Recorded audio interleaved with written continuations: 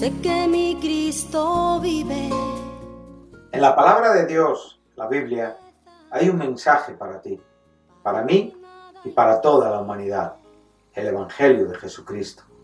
Certeza es la razón, la existencia. Certeza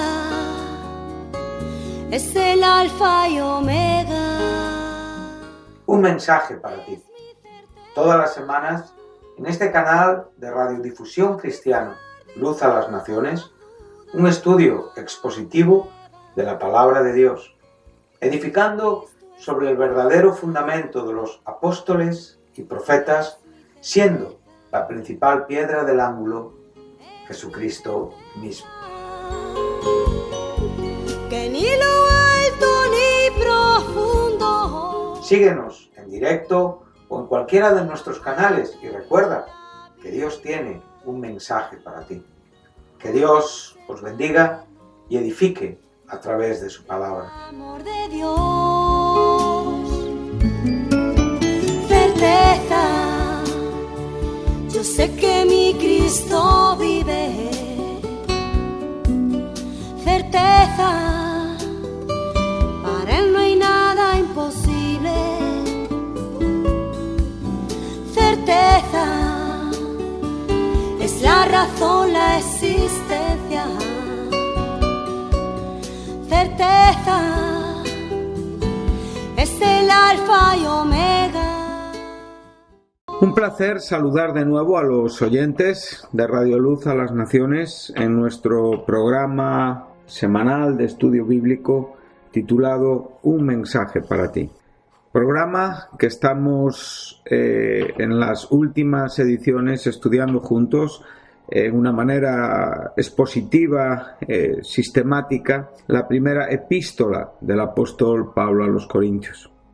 Sabemos que es la primera que se escribió de las conocidas como mayores, que son Primera, Segunda Corintios y Romanos. Sabemos que fue escrita desde Éfeso en el tercer viaje misionero del apóstol Pablo, alrededor del año 55 después de Cristo.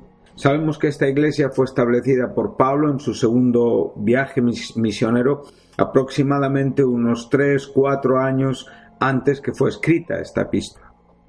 Hemos podido juntos introducirnos en el comienzo, en lo que podemos llamar salutación o introducción al cuerpo epistolar de lo que aquí el apóstol se propone decir, enseñar, transmitir a los creyentes corintios, y hemos podido ser muy bendecidos por la profundidad de cómo el apóstol, bajo la pluma guiada e inspirada del Espíritu Santo, nos expone y nos manifiesta todo lo que tiene que ver con esta iglesia en su fundamentación, en cómo fueron establecidos, cómo fueron llamados, relativo también a al propio argumento autoritativo del propio llamado del apóstol, con ese sentido de propiedad de Cristo Jesús, como dice Pablo, llamado a ser apóstol de Jesucristo. Aquí tenemos el genitivo que nos indica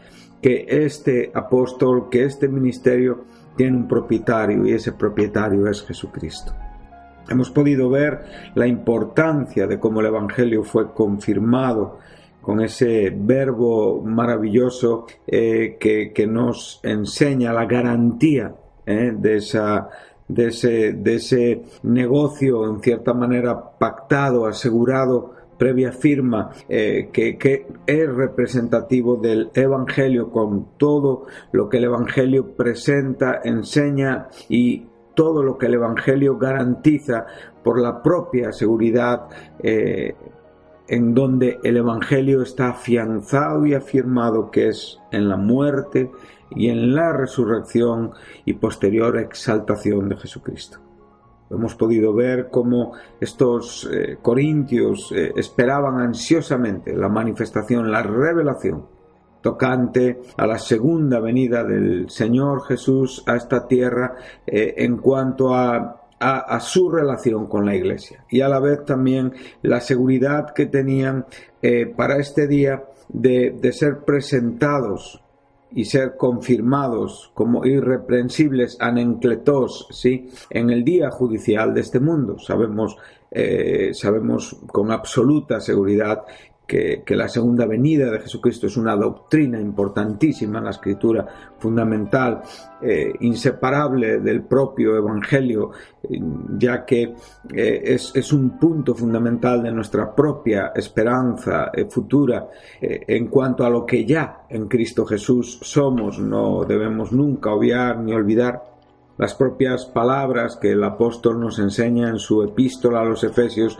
en el capítulo 2 y en el versículo 6, donde dice que por medio de esa conversión, de esa regeneración, de ese nuevo nacimiento, dice que Él el Dios que es rico en misericordia, en la condición que estábamos de muertos en pecados, Él nos dio vida juntamente con Cristo, y por gracia somos salvos, y a la vez nos resucitó, o sea, nos dio esa nueva vida, y en esa nueva vida nos sentó en los lugares celestiales en Cristo Jesús, donde nuestra fe está segura, nuestra fe está afianzada, nuestro depósito está guardado con total seguridad para el día, evidentemente, de su regreso y de nuestra glorificación y de nuestra transformación.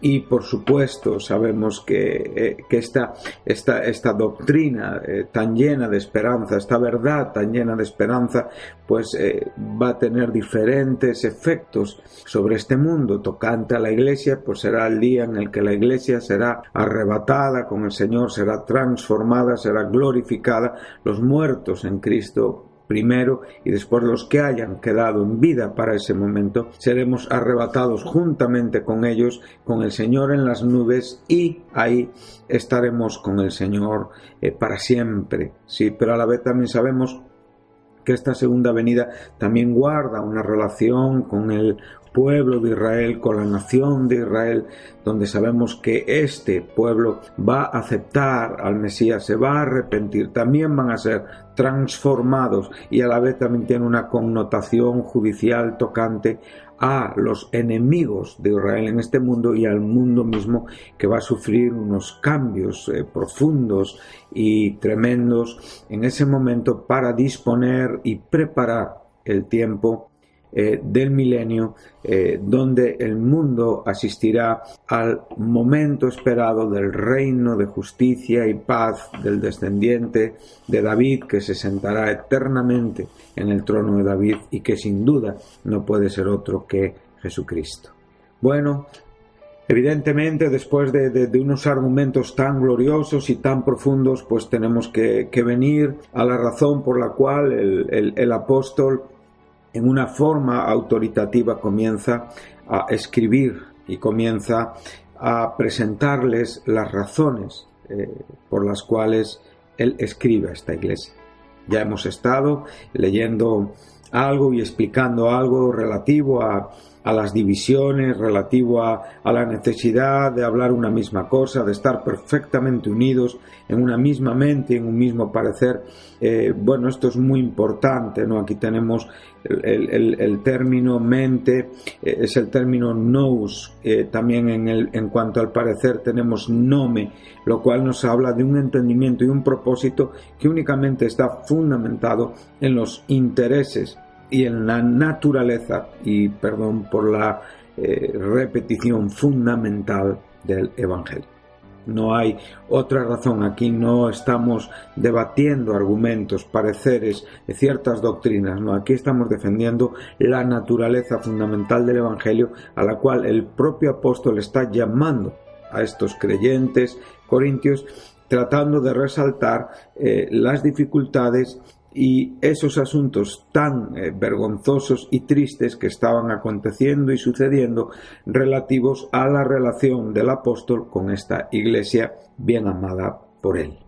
Bueno, hemos podido introducirnos un poco más tocante a todo lo que aquí se nos enseña en este contexto entre el versículo 10 y 17, y vamos a leerlo para en este momento recordarlo y posicionarnos de nuevo sobre lo que estamos estudiando. Os ruego pues, hermanos, por el nombre de nuestro Señor Jesucristo, aquí hemos visto esta rogativa que es exhortativa y que realmente no es un ruego que no esté buscando la respuesta y la necesidad, evidentemente, de comprender lo que el Señor Jesucristo, a través del apóstol Pablo, está tratando de dirigir a los creyentes de Corinto. O sea, Pablo no está rogando sobre sí mismo, está rogando en el nombre de la cabeza de la Iglesia, de aquel que es el Salvador, de aquel que la sustenta, y por lo tanto la autoridad de la palabra se asienta sobre el nombre del Señor Jesucristo, lo mismo que el apostolado de Pablo.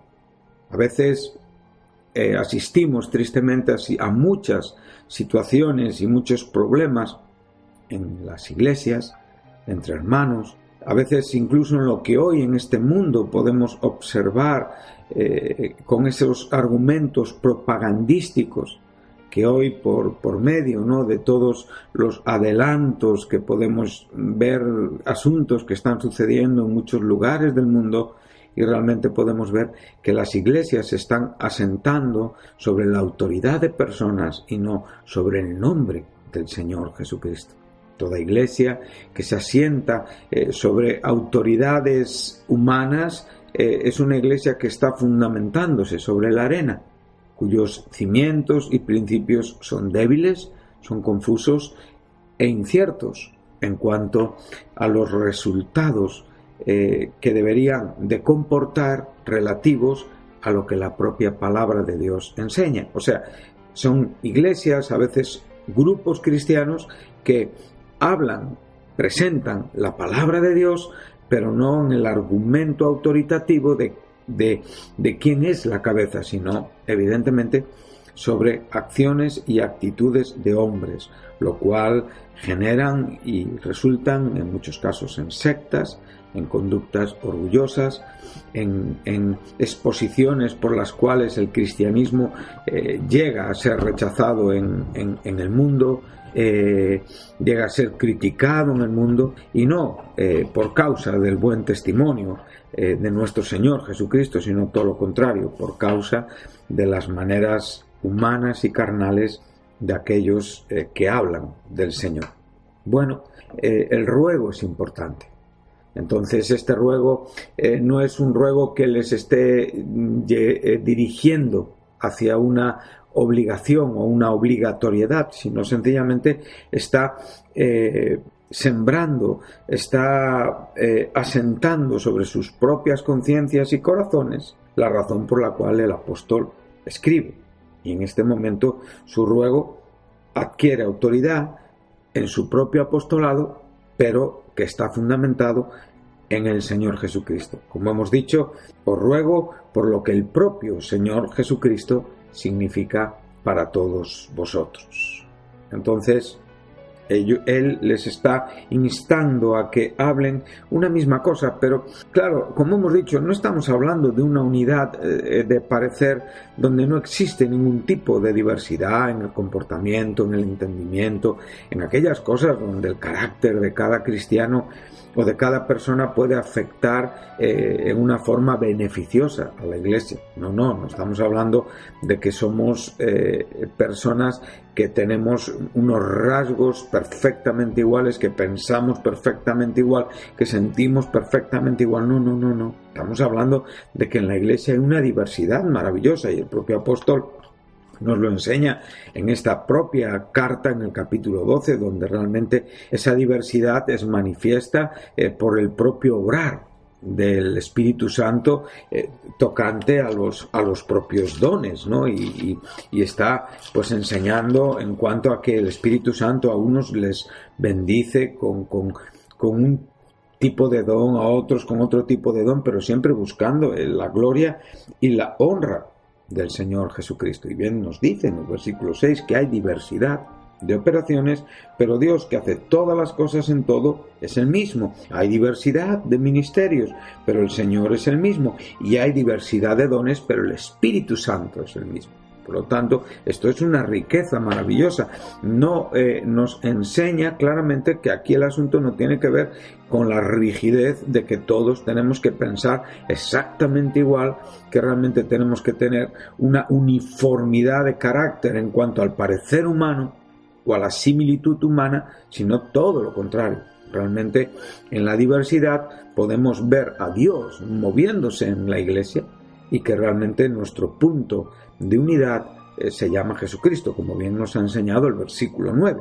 Fiel es Dios, o sea, el asentamiento, el fundamento está en la confiabilidad, en la fidelidad de aquel que no cambia, de aquel que es inmutable, y por él fuimos llamados a través del Evangelio a la comunión con su Hijo Jesucristo, nuestro Señor. Entonces, aquí es donde está nuestra quinonía, o nuestra unidad, o nuestra comunión, está en Jesucristo. Y por eso Jesucristo es el fundamento de este ruego. Esto es muy importante para poder comprender algunas cosas que aquí se nos están presentando. Bueno, vemos que no haya divisiones, estos cismas, estos desgarros, que en este caso, vuelvo a repetir, están más relacionados con la mala administración que estaba viendo en la Iglesia, no en una diferencia de opiniones tocantes, evidentemente, como digo, a asuntos que pueden enriquecer la Iglesia, sino todo lo contrario, eran desgarros en el propio cuerpo. Y esos desgarros estaban dirigidos, o sea, estos enfrentamientos, estas confrontaciones, como bien se nos está enseñando, estas contiendas que nos enseña el versículo 11, con esa palabra eris que lleva una connotación de lucha violenta, realmente estaban confrontando, estaban despreciando la veracidad, la integridad del trabajo apostólico de Pablo.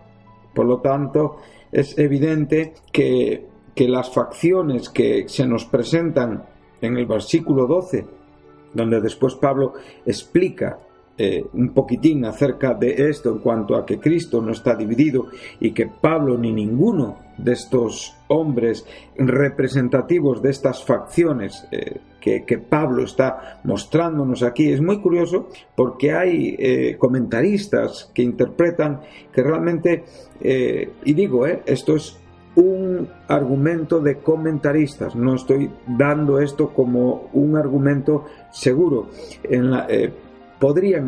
Pablo podría estar dando un ejemplo ficticio de personas que realmente, de nombres que realmente no son las personas a las cuales el apóstol se está refiriendo. O sea, que realmente hay unos líderes, hay unas personas en esta iglesia que son causantes de estas divisiones y que realmente Pablo está usando aquí nombres como el de Apolos, que perfectamente sabemos que para Pablo era un buen compañero y que después en el propio capítulo 3 también está hablando de él y de Apolos en cuanto al establecimiento de esta iglesia.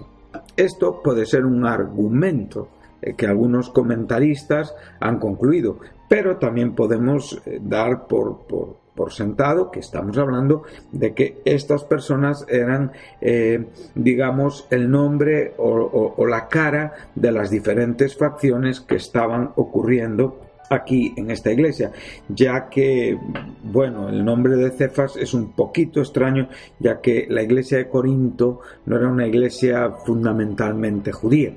Entonces podemos ver que los problemas estaban mucho más relacionados con el paganismo que con el propio judaísmo. Bueno, estas son cosas que hay que tener en cuenta y que si se estudian con detenimiento y buscamos tener evidentemente tiempo para poder leer, y porque no tenemos más medios que aquello, ¿no? que se ha escrito como argumentos explicativos de la propia palabra, ya que aquí, en cuanto a lo que es la primera epístola, no tenemos muchas explicaciones tocantes a esto. Por lo tanto, dependemos principalmente del Espíritu Santo, por supuesto, y a la vez de aquellos comentarios que se nos han dejado por hombres que con buena voluntad y con cristianismo pues han bendecido a la Iglesia a lo largo de la historia. Bueno, entonces podemos ver que aquí estas luchas violentas realmente están dirigidas y están expresando un antagonismo que realmente tiene que ver con Pablo, no tanto con diferentes posiciones o pensamientos.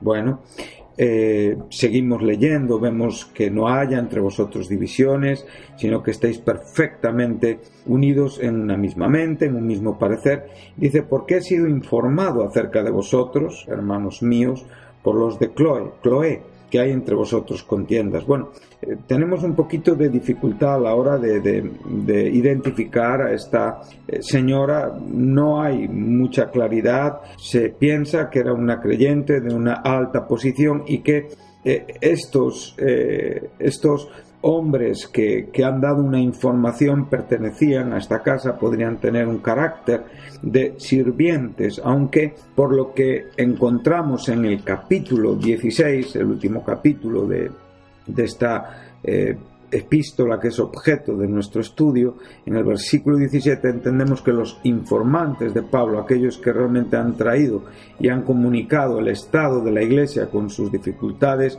y con sus problemas, son Estéfanas, Fortunato y Acaico.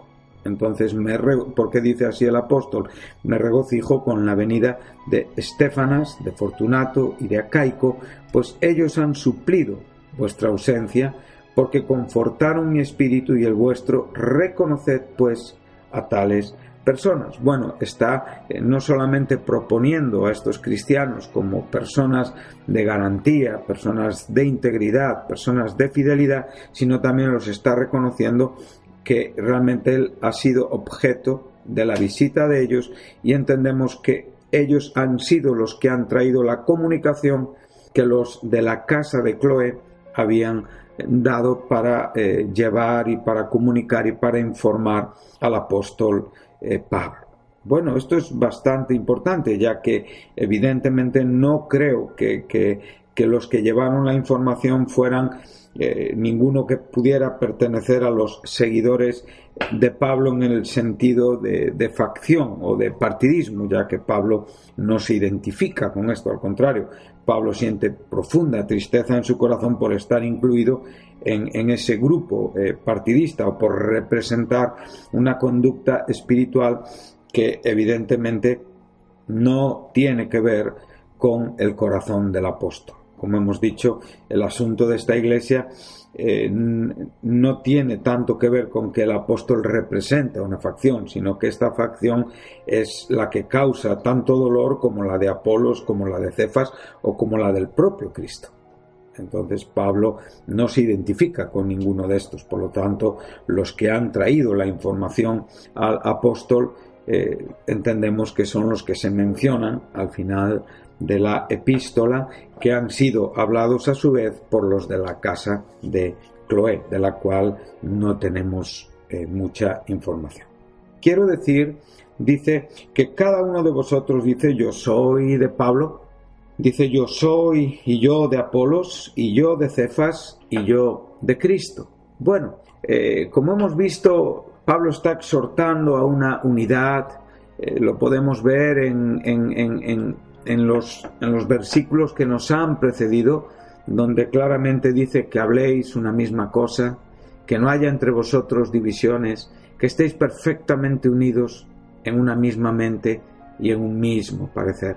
Hemos presentado aquí, evidentemente, la palabra una, mismo o misma, se repite 3 veces, y evidentemente da sentido a la unidad perfecta de una misma mente y de un mismo parecer, donde esto es implicativo en cuanto a estar de acuerdo, como he dicho, y concordar en aquello que se refiere a la naturaleza fundamental del Evangelio. Bueno, estas cosas son importantes porque, como digo, los desgarrones, las contiendas que en muchos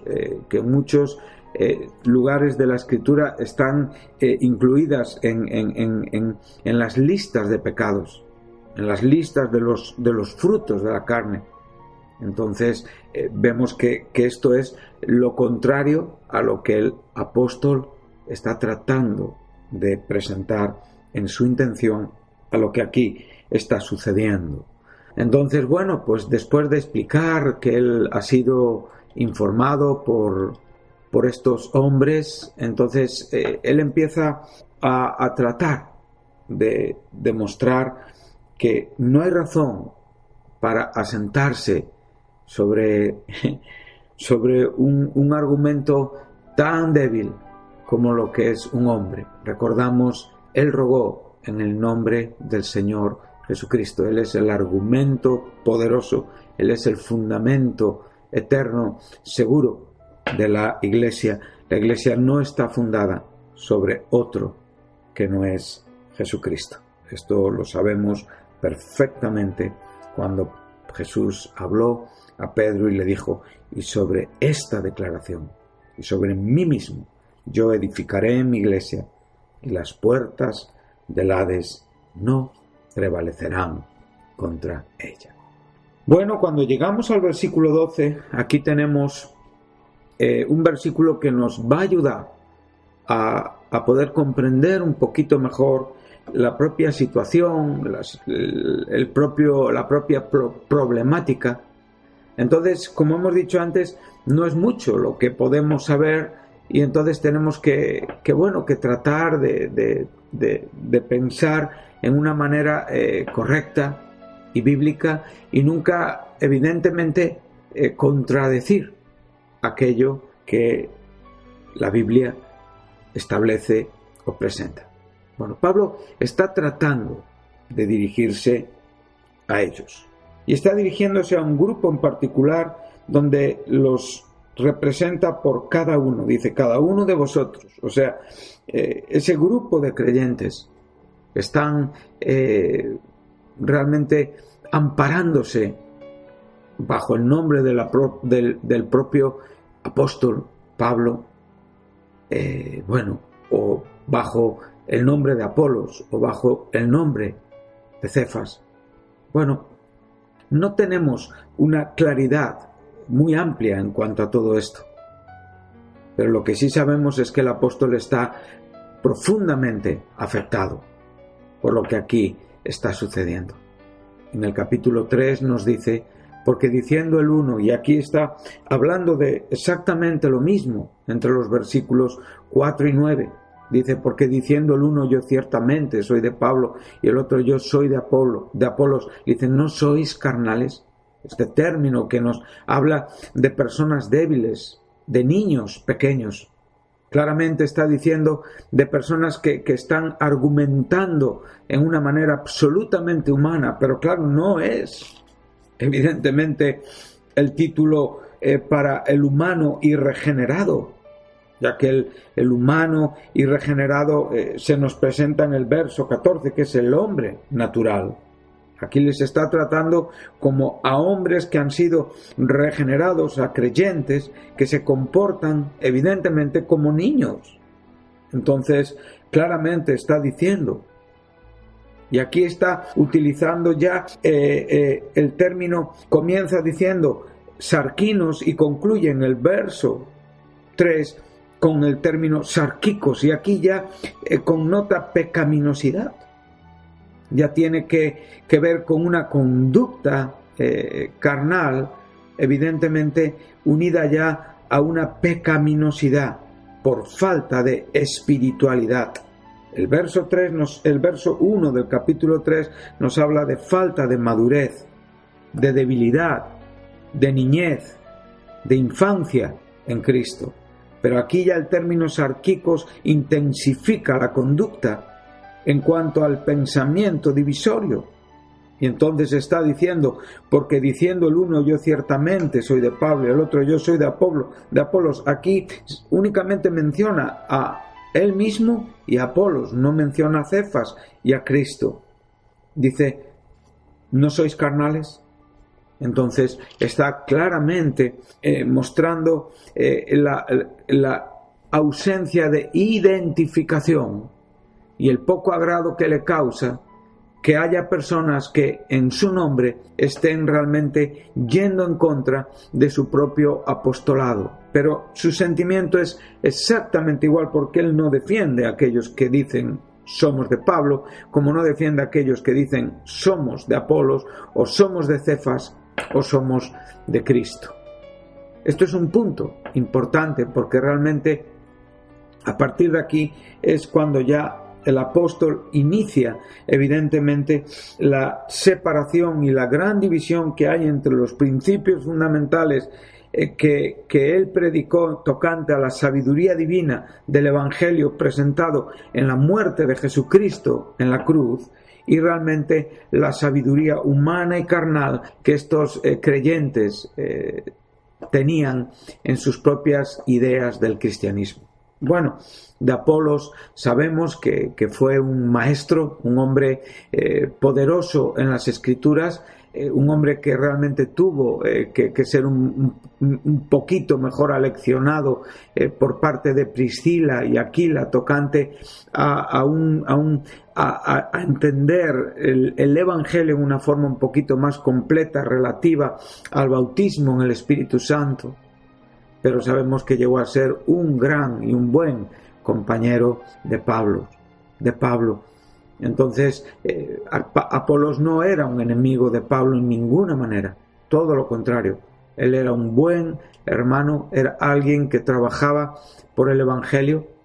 Pablo reconoce la labor de Apolos constantemente y nunca la pone como una labor que está en competencia con la suya. Como hemos citado antes, él reconoce que Pablo, el apóstol, plantó, sembró, sí, y Apolos regó, y que evidentemente el crecimiento lo había dado Dios. Por lo tanto, podemos ver que Apolos no es un argumento contradictorio al apóstol Pablo.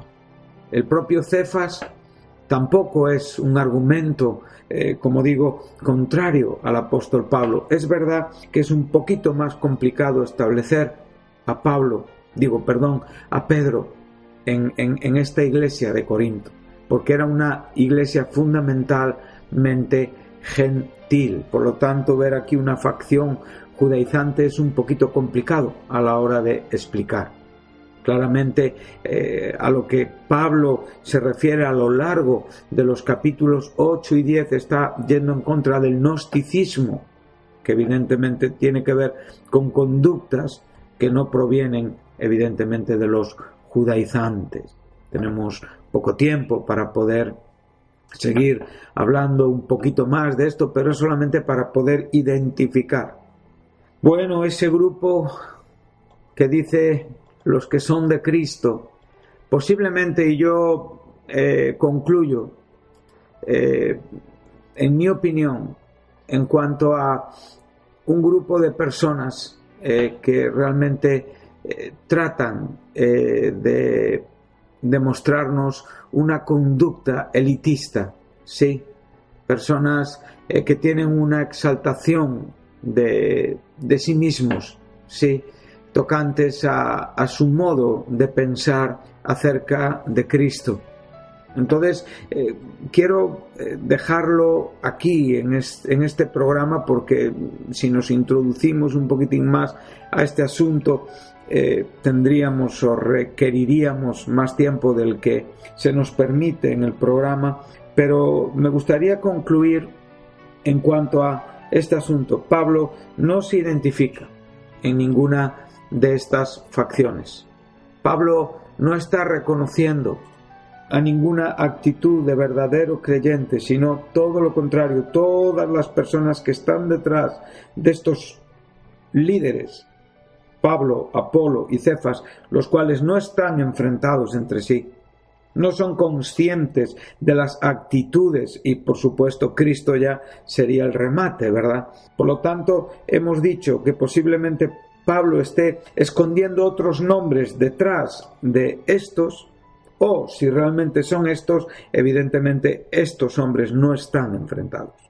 sino es el mal uso que se está haciendo de su nombre por parte de creyentes aquí.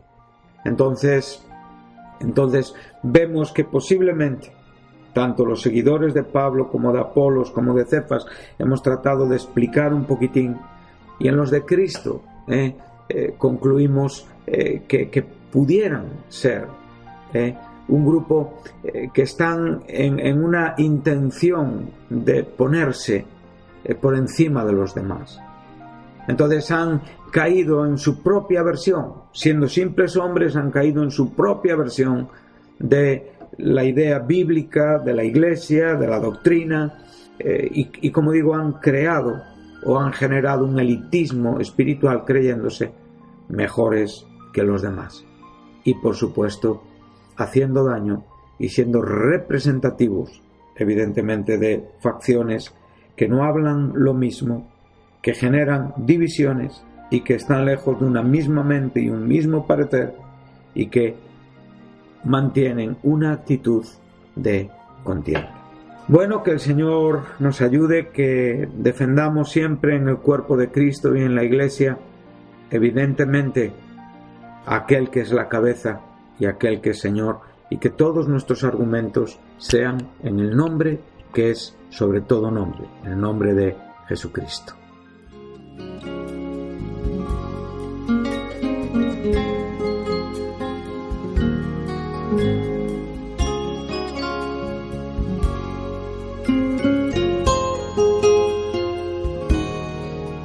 Certeza, yo sé que mi Cristo vive.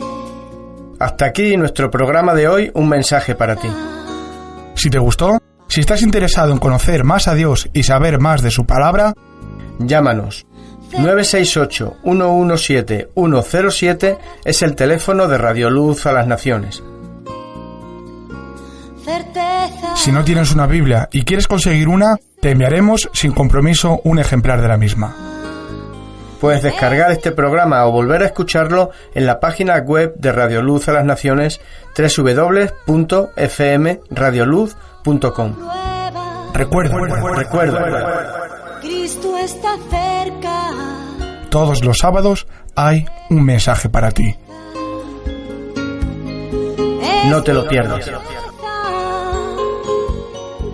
Que ni lo alto ni profundo, ni la muerte ni